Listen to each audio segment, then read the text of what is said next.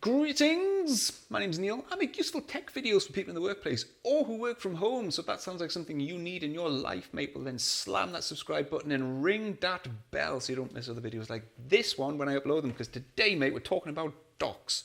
Yeah, I know. It's exciting. Yeah, it's the Dell WD19 dock. It's not a review. I'm not going to be going over the full B-roll thing, you know, the YouTube pros and cons and specs. Actually, I will be giving you specs, but it's not a review. I've got two of these. So I'm going to be giving you thoughts and opinions and experiences, some things to watch out for. I've conversed with a few people who are thinking about buying one, so I've got some opinions and experiences to share.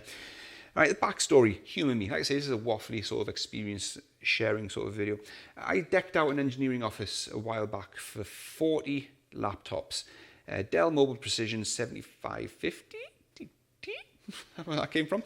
And when the procurement manager came to place the order, without anyone asking, he decided to tack on 40 of these to the order. Thing is, he bought the wrong docks. He bought the WD19 dock, where we should have bought the DC version of the dock. Yeah, it's a long story, but the dock that we bought wasn't rated highly enough for power delivery, which chaos ensued when the users received their docks. They were getting dodgy messages in Windows for charging. Obviously, it wasn't rated highly enough for power. The CPUs were underclocking themselves. It was a mare. I figured out the problem long before I did the review of the laptop on YouTube. I'll link that up here. When it came to actually doing that review, I'd passed a comment in the video about how the dock was a load of hee-haw, and I just wasn't convinced on it. It was just, Dell saw that comment, and they were like, "But mate, it looks like you've bought the wrong dock, though." To which I was like, "But mate, it looks like you sell far too many docks, though.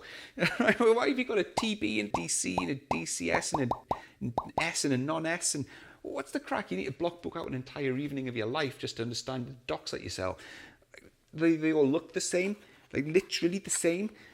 They're differentiated by one or two letters. And if you don't buy the right dock, then you're crippling your laptop. I mean, not terminally or anything, but it's a problem. Anyway, Dell sent me out the right dock, and that fixed the problem that I had with the laptop. But still, I'm just not convinced that the dock, when you pair it up in context with a Precision laptop, which is already pretty well decked out with ports and connectivity, I'm not convinced that these are a good value proposition. That's where I was coming from with that.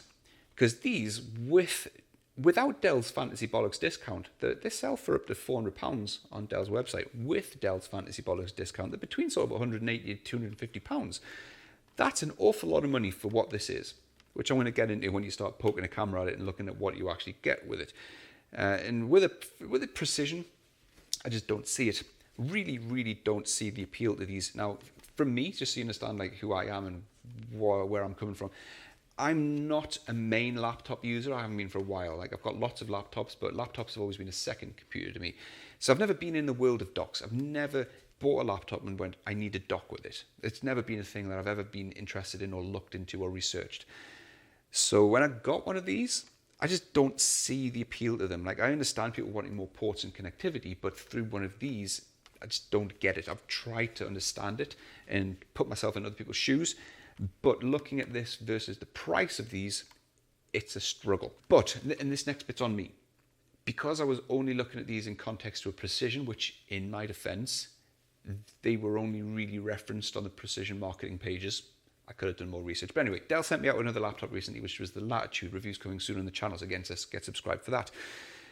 I realised that these work with other laptops as well, not just Dell's either. That makes this horse a different colour, because now I kind of get it. When you've got laptops like for example, I have an XPS 13 2-in-1, which only has 2 USB-C ports. Now I kind of get why you'd want something like this. But for the price, it's a tough sell. So anyway, if you're thinking about buying one of these, I've got some thoughts and opinions on it, so stick around for that. Now, for the ports on this, pretty decent, but not amazing. So on the rear, you've got two. By the way, this is the old version of the WD19. They've recently refreshed this with the S. So there's a microphone jack on the rear, which is no longer there. You've got two DisplayPort 1.4s, HDMI 2.0B, I believe. This is called a USB-C multifunction port, which doubles up as a DisplayPort out. You've got two USB-A 3.2 Gen 1 ports, and then Ethernet, gigabit Ethernet, and then power in from the wall. On the front of the dock, you've got a USB-C 3.2 or 3.1 Gen 2, and then another USB-A 3.1 Gen 1 on the front. So in total, you get 5 USB ports on the dock, and in total, technically 4 DisplayPort outs. So those are the ports. I've got 2 of these docks. I've got the regular WD19 and I've got the WD19 DCS. Let's poke a camera at them and see what my thoughts are. Right then, let's take a look at this. So this is the WD19 that I was waving around before. It's the one rated at 180 watts. The one I'm using in anger is this one here. It's the WD19 DCS. The main differences between the two of them, the WD19 has a smaller power brick. It's this one here on the right. This one on the left is the WD19 DCS. This one's rated at 180 watts. This one's rated at 240 watts. It's absolutely massive. I've got huge man hands. That thing's huge. So for the dock that I'm using right now, the DCS, I've got a 3D Connection CAD mouse wireless plugged in. That's this thing here. And then I've got a Logitech wireless receiver on the rear. HDMI cable, which is hooked up to this 4K TV here. And then gigabit Ethernet cable into the dock, as well as power. And for anyone not familiar, this is probably telling people to suck eggs who are familiar with the new style of docks, but there'll be a lot of people here who don't know how these ones work. The days of laptop docks being this sort of station that your laptop sort of sits into are long gone. So the dock comes with this power brick like that. That runs into the mains, obviously, and then a cable comes out from that and then into the dock. So that's the power lead from the brick into the dock, and then the USB-C cable comes out of the dock and then into your laptop, and then all your devices go into the dock. So the Wi-Fi dongle for the mouse, Ethernet, and then all that networking, all the USB devices then feed the laptop through that USB-C cable. So yeah, that's how these work. I mean, let's face it, mate, it's not a dock. There's nothing dock about that. It's a hub. Let's call it what it is. It's a hub. It's a very, very, very expensive hub at that, right? So some pros and cons with this. Pros, not many for the price. If it was significantly cheaper, I could think of a lot more. But the main pro, which is quite a big one actually, is the forward compatibility and the universal aspect to this. I can take this dock and just unplug it from my XPS laptop, for example, and I can take the USB-C cable and plug it into this Lenovo laptop, for example, which is a 7-year-old ThinkPad P50. It's got a USB-C port on the back, and all of the ports on the dock, including the HDMI out to the TV, including gigabit Ethernet, just suddenly work. That's outstanding. I did not expect that. So once you've bought the dock, even if your company's bought you a dock and maybe they forget they bought you it, you know, that does happen. You can take that dock forward to any laptop that you've maybe going to buy in the future. That's outstanding. The only thing that doesn't work, which maybe obviously maybe not, is power delivery. So if the USB-C port isn't capable of charging the laptop, then that won't work. So you'd still have to use the proprietary charger for your laptop. But that was impressive, really, really impressive. That's about the only pro that I can come up with, though, given the cost of these devices. The cons, okay, quite a few. Functionally, though, I haven't found any problems other than the fact that if you buy the wrong dock, it can cause issues with the laptops. But when you think about this, if you're buying a dock for something like a Precision, the Precision has 4 USB ports, 2 C's on the left, and it's got 2 A's on the right. So in total, this has got 4 USB ports. If you're buying a dock because you want to increase your connectivity and you want additional USB ports, you buy the Dell dock, which has 5 USB ports additional. Well, I'm afraid if you want to use this dock, you've got to connect the DCS to the Precision via 2 USB ports. Do you see where I'm going with this? You're losing 2 of your ports to add 5. So really, you're paying nearly £400 without Dell's fantasy bollocks discount to gain 5 ports, but you're losing 2, so you're really only gaining 3 ports by adding the dock. So what you probably should have done is spent 30 quid on Amazon and got a 3-port dongle like this, which connects over USB-C. Do you see what I mean? That's where I'm struggling with the value proposition here. I just don't get it. Sure, you're getting Ethernet into the Precision, but it's got Ethernet at the back. Like, this is well docked out for connectivity. So for a Precision, just not good value.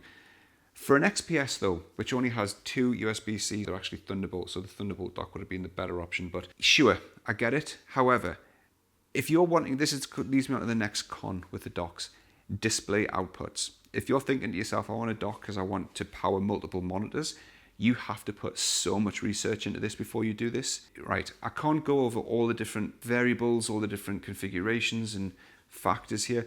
There's a massive table of potential configurations with this. But put it this way, when you're connecting the dock to the laptop, you're piping out to the dock over a USB cable or a Thunderbolt cable, based on what dock you get. So if you've got 3 monitors, you're powering 3 monitors over a single cable, and it's sharing the bandwidth to those 3 monitors with 5 USB ports, gigabit Ethernet, and also the power delivery. So you're limited as to what the monitors can actually use. So I've got a 4K TV there, and I've got an ultra-wide monitor at 5120 by 1440. If I connect both of those panels to that dock, they don't work. Well, they do, but the TV, which is 4K native, can only run at 1080p, and that monitor can run at 5120 by 1440, but it drops down to 30 Hertz, which is absolutely no good to me. So if you've got 3 monitors and you connect it with that dock, it'll basically ruin your purchase. So you'll have to think about buying the Thunderbolt dock, and before you buy the Thunderbolt dock, you'll need to have to check that your ports are obviously Thunderbolt first, and even then, I don't know if it's likely whether the 3 monitors that you've got will even run at the native resolution if they're 1080p. Probably if they're higher, I don't know. You have to just put so much research into this. So you have to check that first. It's just one of those things that you'll have to look up. Running a single display is absolutely fine, but I can run a single display output over most of them. The laptops that I've got, the USB-C output from here can be dongled out to a display port. The Precision's already got display output, so you don't need to buy a dock for do you know what I mean? You don't need to buy a dock for a single display output. So buying a dock for dual display output, then hitting the resolution limitations, it just sours the whole experience. So that's kind of where I'm coming from with this. So just be aware of it. It's just one of those things you need to be aware of. But there you go. That's my experiences so far with that dock. Buying it with your own money, not something I would recommend.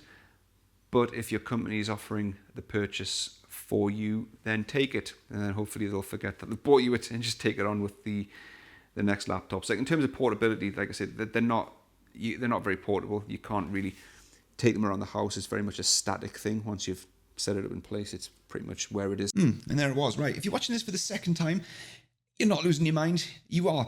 This is a re-upload. If you're watching this for the first time, yeah, don't worry about it. It won't mean anything to you. But this is the worst video I've ever made by a mile. In terms of organisation, there's screen notes scattered throughout for things I forgot to talk about. I've had camera failures, audio issues, and now a re-upload to boot. We live and learn. Right, towards the end of the first upload, I tacked a bit on at the end of that upload, which I filmed at 2 o'clock in the morning. I looked like a zombie, and I did a shocking job of trying to conclude it. So I'm going to do a better job this time, because I don't feel like I give these a fair crack. I really don't. Because over the course of this video, I've focused quite strongly on the function of a dock and versus the cost of it, and just hyper focused on those 2 aspects. And I didn't really discuss why someone would buy a dock, what they're for.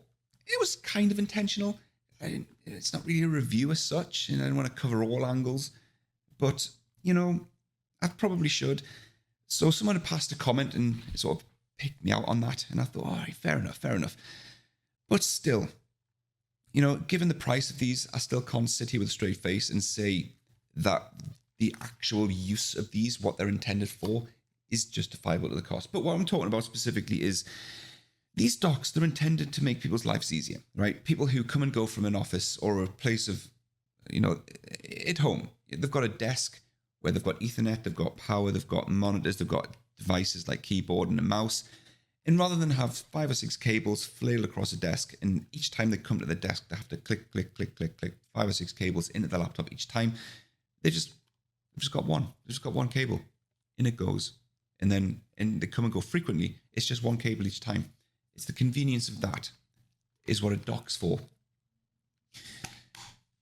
It's not like I didn't appreciate that and I don't understand that happens. I do. I just can't sit here with a straight face, even though I know my audience is, and I say this sort of in perspective of other audiences on YouTube, gaming channels who are aimed at kids, and my audience is relatively wealthy and affluent. I can't sit here with a straight face and say, hey, link in the description, up to £400 for a device that saves you from clicking 5 cables into the back of your laptop. But now you just need to click one. I can't do that. I can't, not with a straight face. I'll get stoned for that. So, as much as I do appreciate why these exist, and some people do value that and are prepared to pay that kind of money for that convenience, I just can't, But if you want that, absolutely, it's a great product and it does a great job of that. But that's what a dock's for, right? It's not just for adding more ports. It's for the convenience of just plugging in one cable and off you go. But there you go. Yeah. In terms of a product itself, though, if you are wanting it, go for it. If you can justify the cost for that convenience, then absolutely, it's well built. It's built like a rock. It's quiet. I've seen other reviewers comment on the fan noise, but I've had nothing of the sort. So yeah, if it's something that you feel that you can justify up to £400 Fantasy Bollocks discount or not, £200 to £400 for something that just saves you clicking 5 cables and you can just go for one, go for it. It's not a productivity, it's not going to save you money, right? It's not. It's just a quality of life thing. It's not going to translate into actual cash over the course of time. I don't know. Correct me if I'm wrong, right? If your projects that you work on are that time sensitive, then I fear for you going to the toilet. I really do. But there you go, right? I'm going to wrap it up there. I've concluded this in a different way to yesterday's video. I feel better for doing that. So apologies if you've watched this 2 times over, but I feel that this correction needed to be put in.